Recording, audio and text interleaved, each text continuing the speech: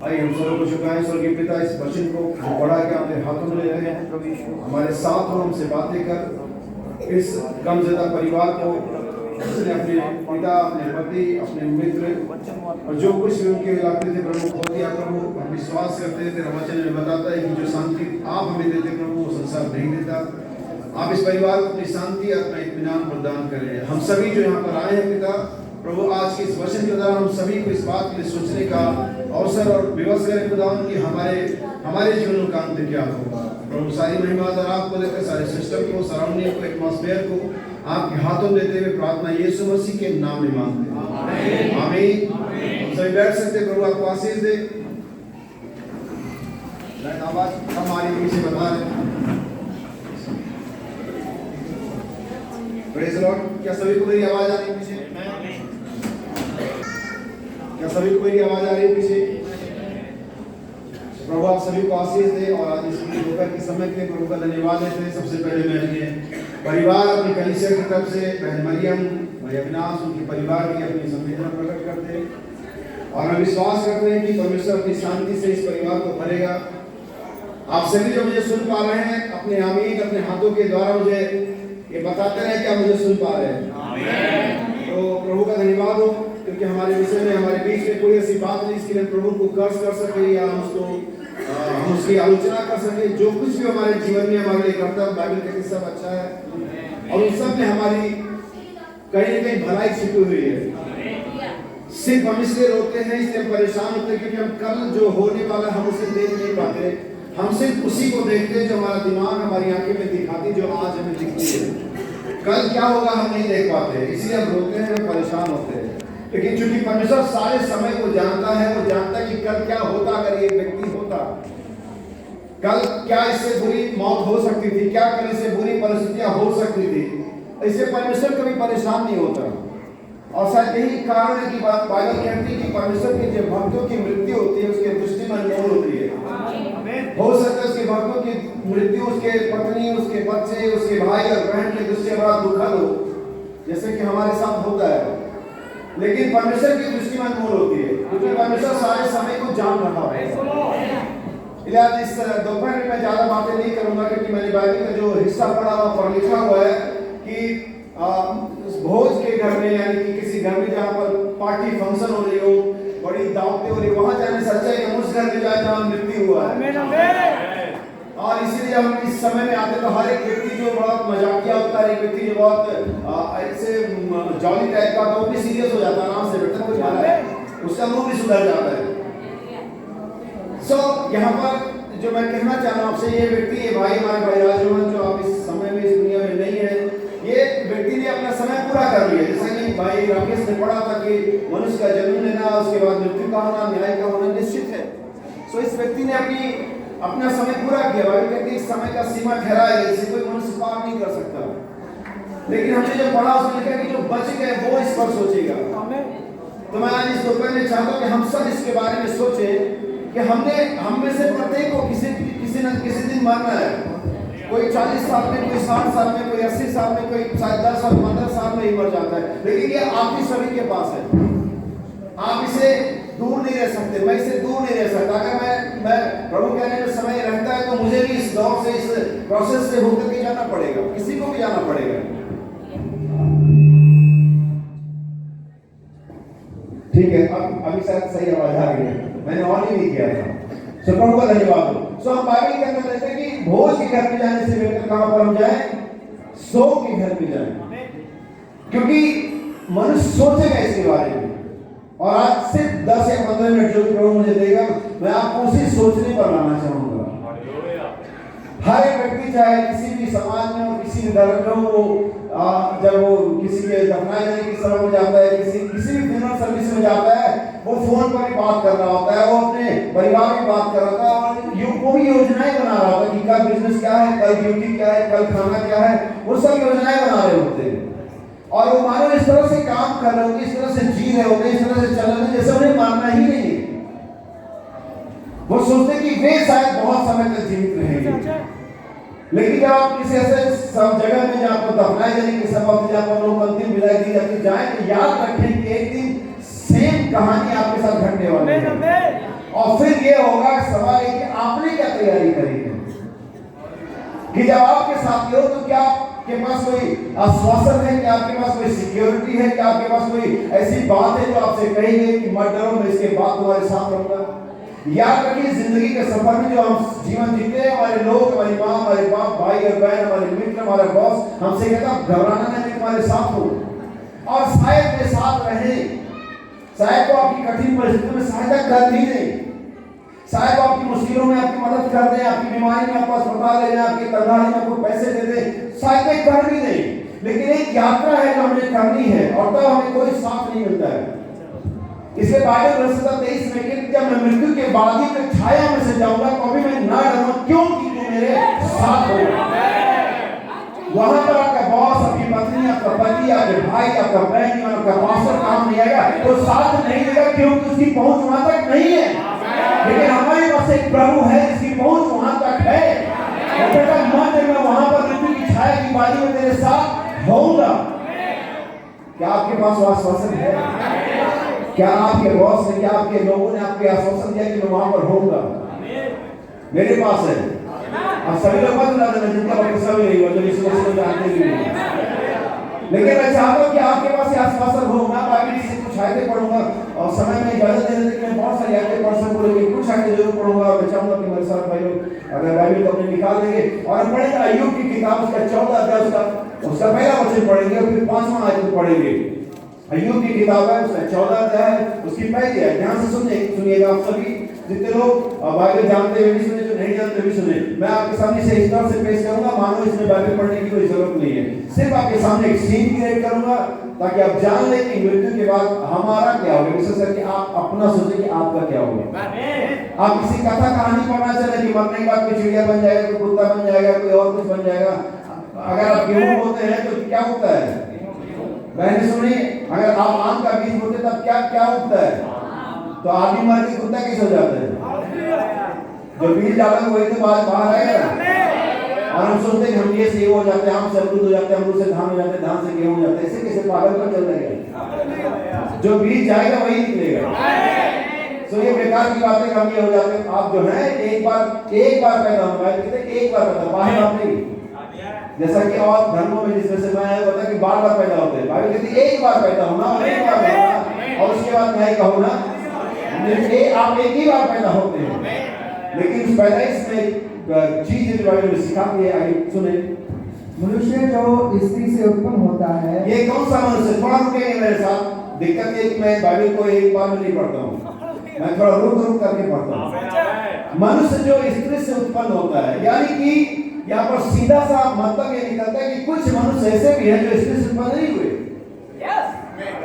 क्योंकि मनुष्य जो स्त्री से उत्पन्न होता है, अगर इसे ऐसा लिखा जाता मनुष्य स्त्री से उत्पन्न होता है तो इसका मतलब होता है कि हर मनुष्य स्त्री से उत्पन्न होता है। लेकिन मेरे पास कुछ ऐसे मनुष्य जो स्त्री से उत्पन्न नहीं हुए और पहला ही मनुष्य जो स्त्री से उत्पन्न नहीं हुआ था, क्योंकि जब उत्पन्न होता तो स्त्री थी ही नहीं।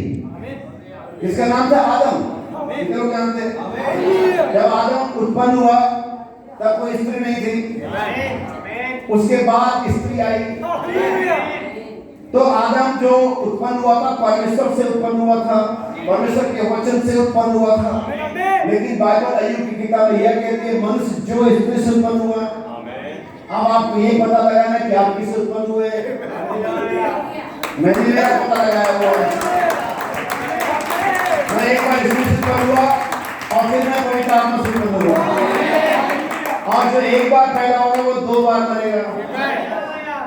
जो एक बार पैदा होगा, एक बार तो यहाँ मरेगा, फिजिकली मरेगा और फिर एक बार अनंत की आग में जाएगा, नरक की आग में जाएगा, दूसरी मृत्यु से मरेगा। लेकिन मनुष्य 2 बार पैदा होगा, अब एक बार भी नहीं मरेगा। क्या मेरी बात समझ रहे? मनुष्य जो स्त्री से उत्पन्न हुआ, इसका सीधा सा अर्थ यह है, दूसरे शब्दों में हम ये कहेंगे कि कुछ मनुष्य ऐसे हैं जो स्त्री से उत्पन्न नहीं हुए। लेकिन आइए देखिए वो मनुष्य जो स्त्री से उत्पन्न हुआ उसका क्या जीवन चल गया, उसका क्या रिजल्ट है, वो कैसे आगे बढ़ता। सुनिए, वे थोड़े दिनों का, पहली बात उसकी जो दिन है वो शॉर्ट है। आगे बढ़ेंगे तो उसके सीमाएं ठहराई गई जिसे कोई मनुष्य पार नहीं कर सकता। आप प्रीपेड रिचार्ज के साथ पैदा होते हैं, उसमें लिखा हुआ इतना दिन, इतने 12:59 पर डेड। 11:59 पर रिचार्ज वैलिडिटी खत्म। ये जो रिचार्ज करता है वो बताता है आपको। आपका फोन रिचार्ज है तो कंपनी बता नहीं कब खत्म हो जाएगा, और हमें जिसने रिचार्ज किया वो जानता है, बताया नहीं उसने, जानता वो सब है, बस उसने डाल दिया। लेकिन अभी मैं आपको बताना चाहता हूँ कि मेरे पास पोस्ट पेड की स्कीम आ गई है, जिसमें उसने मुझे पोस्ट पेड स्कीम का डीलर बना दिया है, और कहा जाओ पोस्ट पेड स्कीम दे दो, अनंत जीवन दे दो, ये सुसमाचार दे दो, आपको अनंत जीवन देता है। हालेलुया। तो बाइबल कहती है मनुष्य जो स्त्री से उत्पन्न हुआ पहले तो थोड़े दिन का होता है और दुख से भरा रहता है। मुश्किल है, और उसमें कोड में खाली से कहते हैं कि वो दुख से भरा है, तो हम दिन भी कम और ऊपर से मुसीबत में भरा हुआ, क्या फायदा है? प्रभु अगर दुखी दे तो लंबा जीवन दे देते। अच्छा किया कि दुख का जीवन दिया, थोड़ा भी दिया, कहीं लंबा जीवन देता और दुख से भरा देता और मुसीबत हो जाती। प्रभु का धन्यवाद हो कि छोटा जीवन दिया, कहीं ज्यादा दिन तक तो गुनाहने पड़ते नहीं।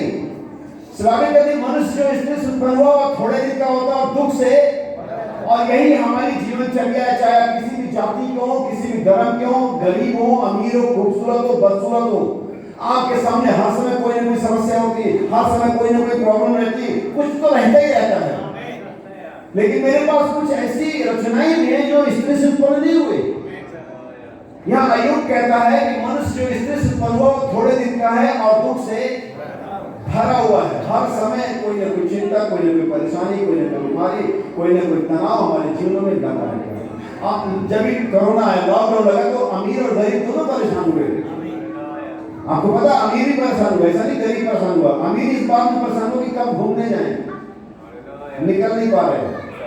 गरीब इस बात की परेशानी में था कि कैसे दो टाइम का खाना मिले, परेशान दोनों थे। सब आगे कहते दोनों ही, चाहे वो स्त्री से अमीर पुरुष हो, गरीब पुरुष हो, दोनों ही थोड़े दिनों के और दुख से भरे हुए। यही मनुष्य की जीवनचर्या है, और हम ऐसे जीते हैं मानो कि हम मरने वाले ही नहीं हैं।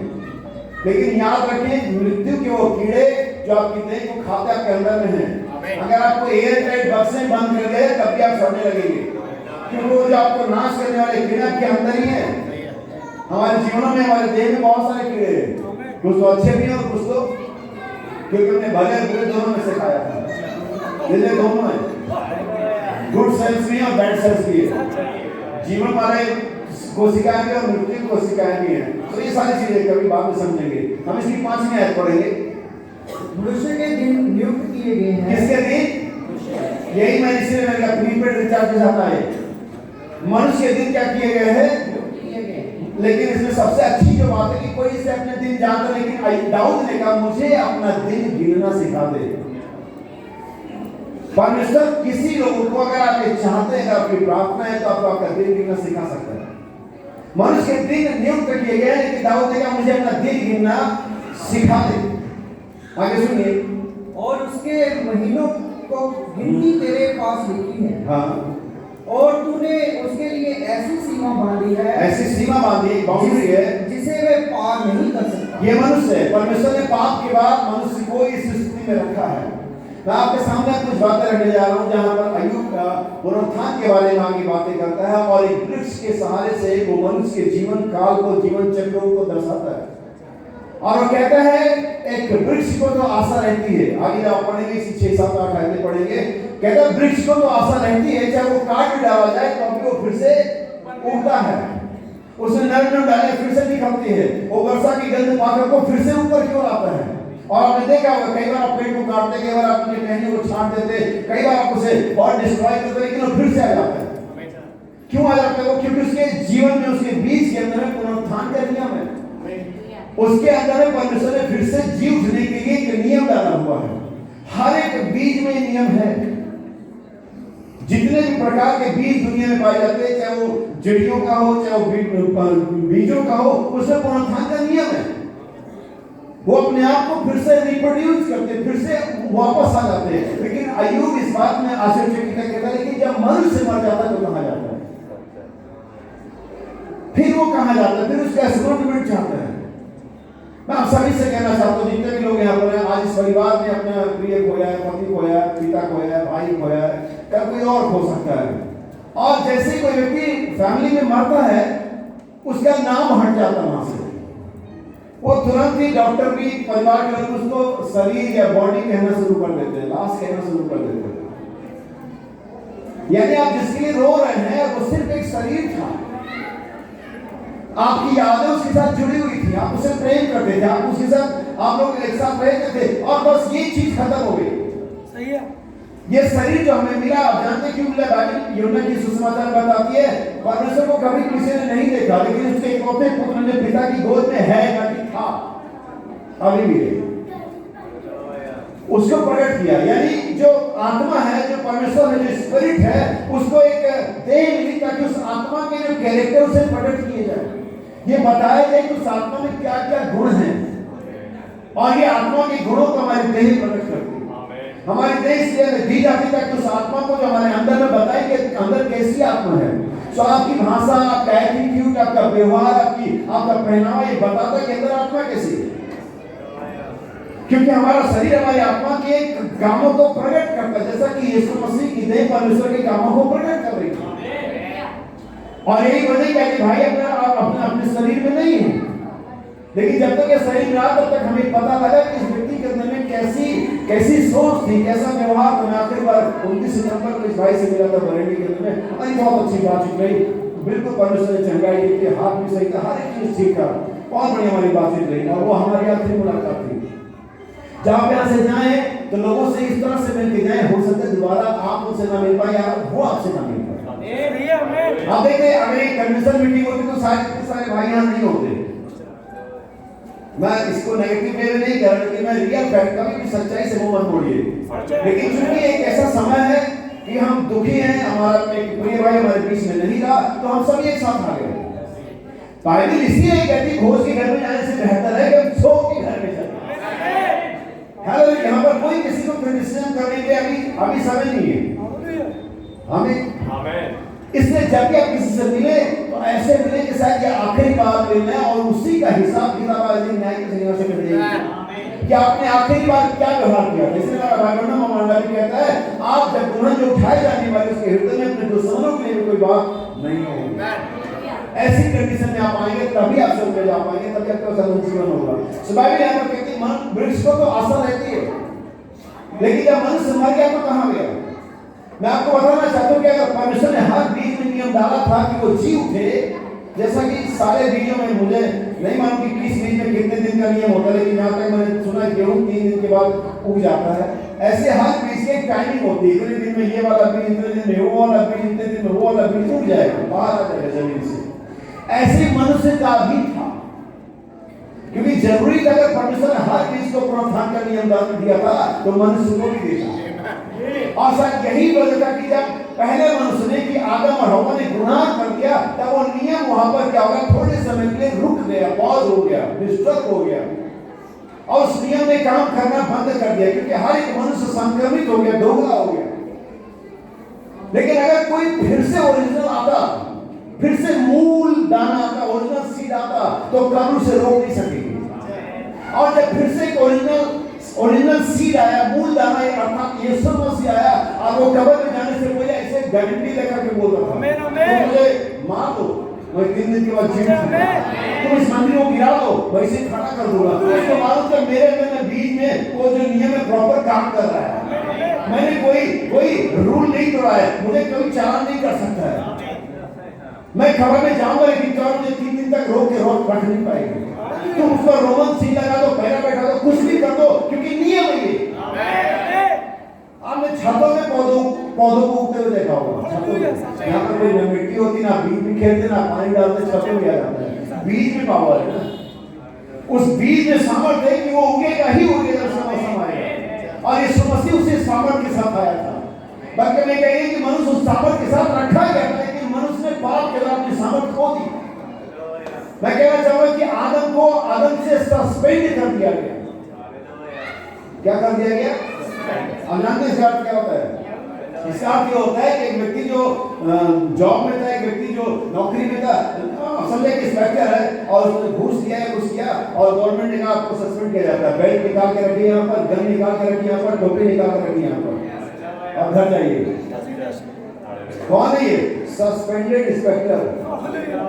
इंस्पेक्टर है, लेकिन क्या है, उसके सामने क्राइम हो रहा है, कोई मर्डर कर रहा है, कोई चोरी कर रहा है, और सोचता काश वही से पकड़ सकता होगा, लेकिन क्या करे, अभी इंस्पेक्टर तो है, पावर में नहीं है, उसको मुकदमा नहीं कर सकता, उसे पकड़ पावर में नहीं, क्योंकि इसका पावर छीन लिया गया है। मैं और आप इसी हालत में हैं, हमें बात को देख करके हमें भी आता यार अभी इसको ठंडा कर सकता होगा, लेकिन प्रभु कहता है बेटा तुम सस्पेंड हो, कभी मैं तुम्हें बहाल करने वाला हूँ, मैं तुम्हें वापस तुम्हारी जगह पे रखने वाला हूँ, थोड़ा समय लगेगा। आमीन। यहाँ में उड़ाऊ पुत्र भी सस्पेंडेड था, पुत्र था वो, लेकिन उड़ाऊ था।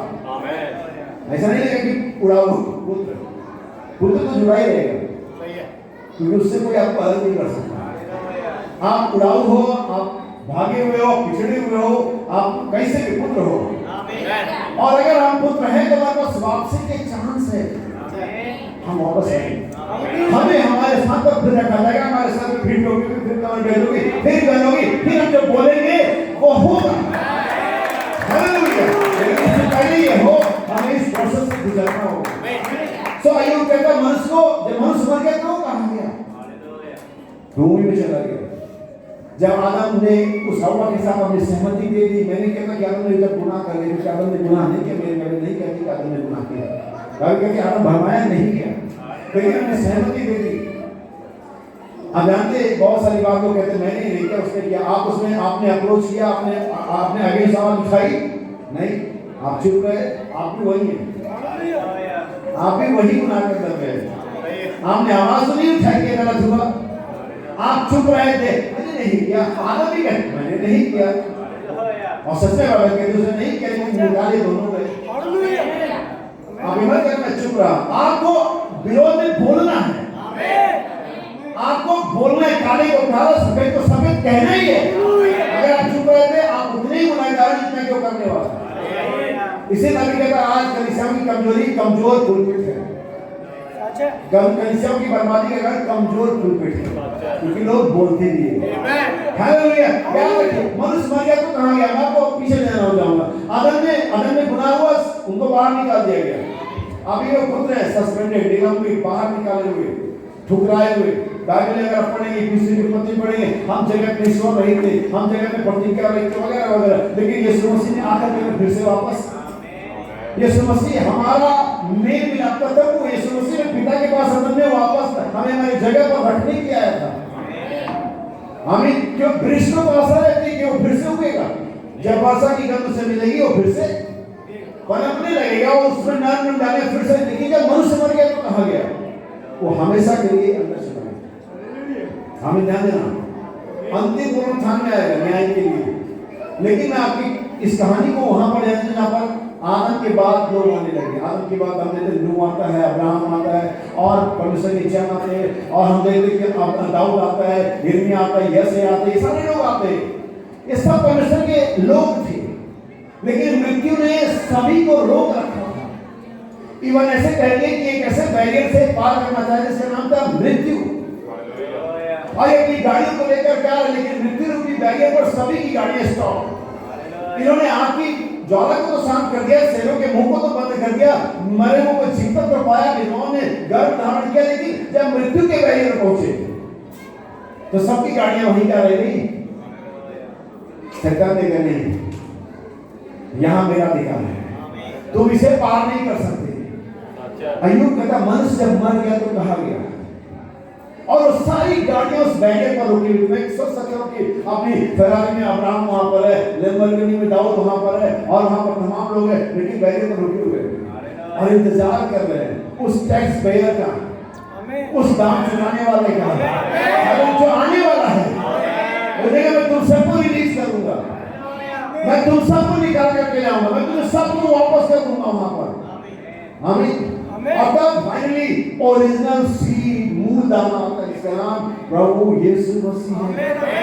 मरियम के गर्भ से प्रकृति का याम के बाहर पैदा होता, बिना पुरुष के पैदा होता, बिना औरत के पैदा होता। मरियम कहती मैं किसी पुरुष को नहीं जानती, पुरुष को जानना भी काफी नहीं होता अगर उनका संपर्क नहीं होता।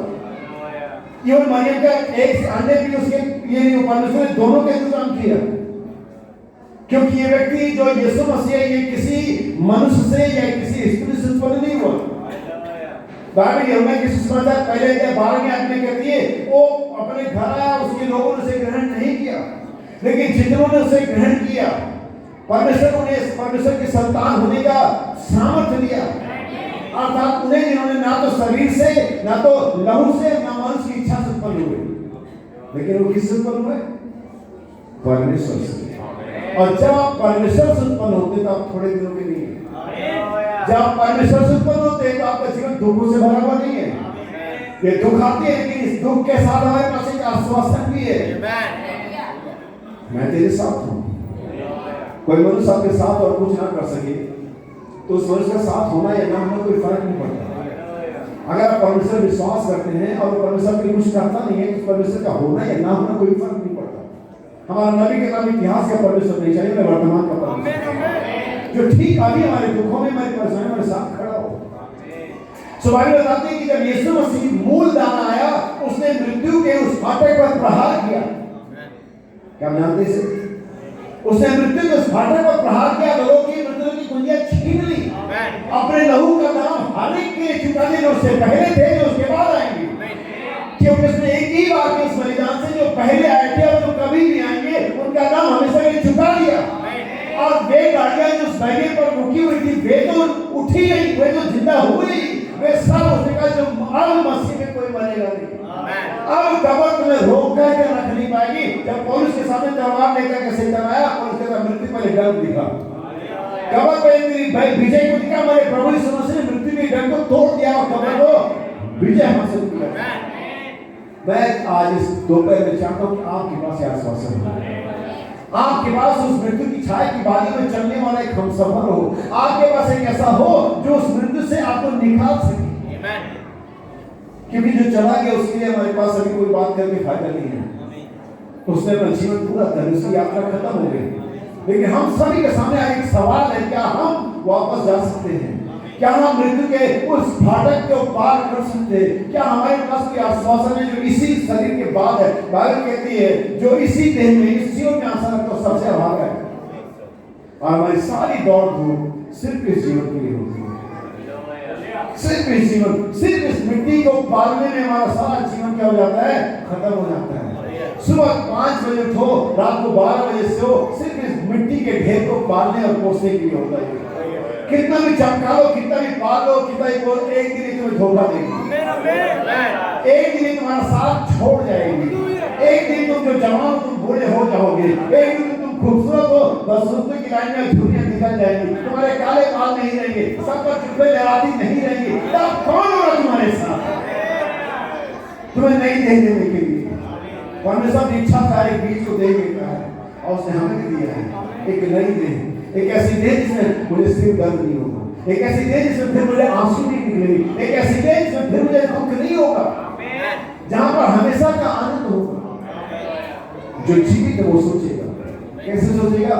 मन लगा के सोचेगा। अब आपको ये फैसला करना है कि आप स्त्री से उत्पन्न होकर के थोड़े दिनों के लिए खत्म हो जाना चाहते हो या परमेश्वर की आत्मा से उत्पन्न होना चाहते हो। अगर आप परमेश्वर की आत्मा से उत्पन्न नहीं हो, आपके लिए कोई आशा नहीं है। आप मिट्टी हो, मिट्टी में और आपकी सारी हिस्ट्री खत्म हो जाएगी। लेकिन अगर आपने परमेश्वर की आत्मा से जन्म पाया है तो बाइबल के अनुसार मैं आपसे कहता हूँ, आपके पास एक आश्वासन है, आपके पास एक नया देह है, आपके पास एक नया राज है, आपके पास अनंत जीवन है। और मैं 60-70 साल के जीवन के लिए अनंत जीवन को नहीं छोड़ सकता, लेकिन मैं अनंत जीवन के 60-70 साल के जीवन को, इसके ऐश्वर्य को, इसकी चाहतों को छोड़ने के लिए तैयार हूं। बल्कि मैंने प्रतिज्ञा की, प्रभु मुझे ये जीवन नहीं चाहिए, मैं मेरी निगाह असली की तरफ लगी हुई है, इस नकली वाली की तरफ नहीं, तो कोई छाई है, ये तो सिर्फ छाया है, ये तो दिखाई असली नहीं है। हमारे नबी के कहते हैं इस संसार में हर समय दुख दर्द परेशानी, हर समय कोई ना कोई मरता है, तो ये दर्शाता है कहीं असली जगह है, कहीं असली दुनिया है, कहीं असली अनंत जीवन है। जब तक असली ना होगा नहीं हो सकता। ये सिस्टम है, लॉजिक है, इससे पहले कि नकली हो असली होना चाहिए। लोग कहते हैं झूठे भविष्यवक्ता, बहुत बढ़िया बात कहते हैं लोग, मुझे उन लोगों से समर्थन करता हूँ कि उनका सराहना करता हूँ झूठे तो कहीं असली में होने चाहिए, आमीन, तो कहीं असली में होना चाहिए। अगर मृत्यु है तो जीवन होना ही चाहिए, अगर बचाव है तो ज्यादा होना ही चाहिए। जाने पर हम सभी इकट्ठे हुए और संवेदना दे रहे, ओ प्रभु इस परिवार को शांति देना, मैं आपके दुखी हूँ कि आपको क्या होने वाला है, इससे तो भी आपका पूरी कर दूं, जाने वाला तो चले गया। मुझे आज इन सभी के दुख और संवेदना है जो जीवित है और जिनके पास कोई सिक्योरिटी नहीं है, जिनके पास कोई आश्वासन नहीं है, जो नहीं जानते कि किस एरिया में किस क्षेत्र में आगे बढ़ रहे हैं, उनका अंत क्या होगा। उड़ाऊ तो सस्पेंडेड था और उसको एक ही चीज, जैसे भाई रविंद्र बता रहे थे, उसको अपने पिता का बंगला, अपने पिता की गाड़ी, अपने पिता का तमाम और ऐसा किसी ने याद नहीं है, उसको अपने पिता का खाना याद आ रहा है। क्या याद आया? आपको याद आता है आनंद जीवन का भोजन? उस रोटी के लिए परिश्रम मत करो जो नासवान है, और आपका सुबह से शाम तक का परिश्रम सिर्फ उसी के लिए होता है, लेकिन उस जीवन की रोटी के लिए, भोजन के लिए परिश्रम करो जो मनुष्य का पुत्र तुम्हें देगा। परमेश्वर उसी पर छाप लगाई हुई है। हालेलुया। हमारे पास भोजन नहीं, हमारे पास छाप लगा, ब्रांडेड सील पैक है। हालेलुया। क्या आप उसको लेने को याद है? यीशु का जो इसने सिखाया कभी नहीं। आप एक बार क्या विश्वासी मरते नहीं? बिल्कुल भी नहीं। वे थोड़े समय में डीप स्लीप में चले जाते हैं, थोड़े समय में कोमा में चले जाते हैं, थोड़े समय में आराम करने चले जाते हैं। एक दिन बात करती, मनुष्य का पुत्र का आवाज सुनेंगे, परमेश्वर के पुत्र की आवाज को सुनेंगे, और जो सुनेंगे वो जिएंगे, जो सुनेंगे वो जिएंगे। अगर आप आज बोतल में सुन रहे हो कि बाइबल क्या कहती है, सिर्फ इसमें जन्म लेना काफी नहीं है, आत्मा और जल से भी जन्म लेना पड़ेगा। इसीलिए यीशु मसीह ने यहूदियों के सरदार निकोदेमुस से कहा, जब तक मनुष्य जल और आत्मा से ना जन्मे परमेश्वर की आशीष देख नहीं सकता। सिर्फ स्त्री से जन्मना काफी नहीं है, आपको पवित्र आत्मा से जन्म लेना पड़ेगा। फिर से प्रभु यीशु मसीह के नाम में मैं आप सभी को सलाह देता हूँ, जितनी जल्दी हो सके उतनी जल्दी परमेश्वर की ओर से आश्वासन ले लीजिए, क्योंकि कल ये समय आपके खत्म हो जाएगा। जैसे स्टॉप वॉच होता है, आप टाइमर दबाते हैं, एक्टिविटी शुरू हो जाता है और आप टाइमर बंद करते समय उस समय को नोट किया जाता है कि आपने वो काम इतने समय में किया, कि समय उससे पहले नहीं चल रहा होता, उसके बाद नहीं चल रहा होता। क्या जाने आपका स्टॉप वॉच कब खत्म हो जाए, कब परमेश्वर फोटो भेज गई, आप चले गए, आपने सोचा मैं ये करूंगा, मैं वो करूंगा, लेकिन आपको समय नहीं मिला। आप इसे कल पर मत डालिए, इसे अभी लीजिए। ये अभी आपको मिल सकता है। आप घुटने पर जाकर प्रार्थना करें, प्रभु मैं बिना सिक्योरिटी की जाना नहीं चाहता, प्रभु मैं यहाँ से जाने से पहले नहीं करना चाहता कि जब मैं मरूं तो मेरे पास आपकी मकान हो, प्रभु जब मैं मरूं तो मेरे पास उस मृत्यु की छाया की वादियों में मेरे आगे चलने वाला, मेरा हाथ पकड़ने वाला, जहाँ पर आपका हाथ आप अपनी आंखों में हाथ नहीं दे पाएंगे, कोई हाथ पकड़ने वाला हो। हालेलुया। एक छोटा सा मैं साफ करता हूँ, एक छोटा सा बच्चा था, उसकी अपनी माँ के साथ रहता था, और जब एक बार सो रहा था कि गहरे अंधकार में बहुत तेज आंधी और तूफान है, बिजली गरजने लगी। आप जानते हैं छोटे बच्चे ऐसे हालत में जब लाइट चली जाती है, सारे दिनों में इन्वर्टर का आविष्कार नहीं हुआ था, और लड़का चिल्लाने लगा मम्मी और मम्मी, और मम्मी किसी और कमरे में थी और मैं कमरे में सो रहा था। मम्मी ने आवाज लगाई, बेटे मैं हूँ, चिंता करने की बात नहीं। और उस बच्चे के लिए काफी नहीं था। आपको लगा कि वो बोल रही आवाज नहीं तो काफी है, बच्चे के लिए काफी नहीं होता। आवाज आना उस बच्चे के लिए काफी नहीं था। वो ये सुन रहा था कि मम्मी कह रही मैं हूँ, लेकिन कहता वो नहीं मम्मी मुझे आप चाहिए, मैं कुछ पकड़ना चाहता हूँ, मैं कुछ फील करना चाहता हूँ। और जब तक उस छोटे बच्चे के हाथ मम्मी के हाथों में नहीं है, जब तक उसने माँ को पकड़ा नहीं, वो रोता रहा।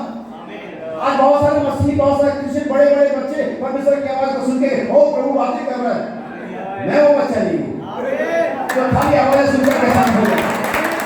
मैं वो बच्चा नहीं हूँ, मैं तो कुछ पकड़ना, मुझे फील होना चाहिए कि मैंने कुछ पकड़ा हुआ है, मेरी माँ के साथ, मेरे पिता के साथ मैंने पकड़ा हुआ है। आश्वासन मेरे हाथों में, टिकट कंफर्म मेरे हाथों में, ये होना चाहिए। हालेलुया। अगर नहीं है तो सिर्फ आवाज सुनने से कुछ नहीं होगा। क्या आप पकड़ना चाहते हो? क्या आप आश्वासन चाहते हो? कितने लोग निश्चित होना चाहते हैं? याकूब ने कहा जब तक तू यहाँ से जिंदगी में तुझे छोड़ के नहीं, जो पकड़ा हुआ था। हालेलुया। अगर आज ये लोकल में आपको समझ आती है कि हो सकता है आज ये शाम आपकी आखिरी शाम, यहाँ पर जितने भी लोग बैठे, कोई गारंटी नहीं, कोई मुझसे नहीं कह सकता कि कल सुबह मैं जिंदा रहूंगा। अगर किसी पर गारंटी है मुझे बताए, आप अगले सेकंड का नहीं जानते। सांस लेने और सांस खत्म होने में एक सेकंड, एक कड़ी होती है बस। एक बीच में से मिस हो गई ना, वही खत्म। आप कितने ताकतवर है, हार्ट अटैक ताकतवर कोई पड़ता है, भूकंप अभी आ सकता है, कोई सैटेलाइट अभी गिर सकती है, कुछ नहीं हो सकता है। और आप मामला आपका फिनिश, आपका चैप्टर जगह क्लोज, वहां खुलेगा सवाई बता लो, फिर पढ़ा जाएगा आपने किया क्या था, आपका आखिरी एक्शन क्या था। इसलिए बाइबल कह रही है आज तुम उसके शब्द को सुनो तो अपने हृदय को कठोर मत करो, आज बल्कि अभी फैसला आपके हाथ में है। परमेश्वर ब्रह्मण्य को परिवार के सभी पासों को सर को झुकाएंगे। सर्वशक्तिमान जीवित परमेश्वर पिता अपने उद्धारकर्ता प्रभु यीशु मसीह के नाम में जो था, जो है और जो आने वाला है, जिसने का जीवन पुनरुत्थान मैं ब्रह्मण्य, मैं अविनाश, मैं अभिषेक, मैं आकाश, उनके परिवारों के लिए, बच्चों के लिए पिता की पत्नी के आशीष कामना करो। मैं चाहता हूँ यीशु मसीह का नाम, यीशु मसीह के दिया हुआ आश्वासन प्रभु इस परिवार को मिलता रहे प्रभु। हाँ प्रभु, ये चीज इतनी आसान नहीं कि हमें देने से भूल जाए प्रभु, लेकिन यीशु मसीह के अनुग्रह में सब कुछ संभव है प्रभु।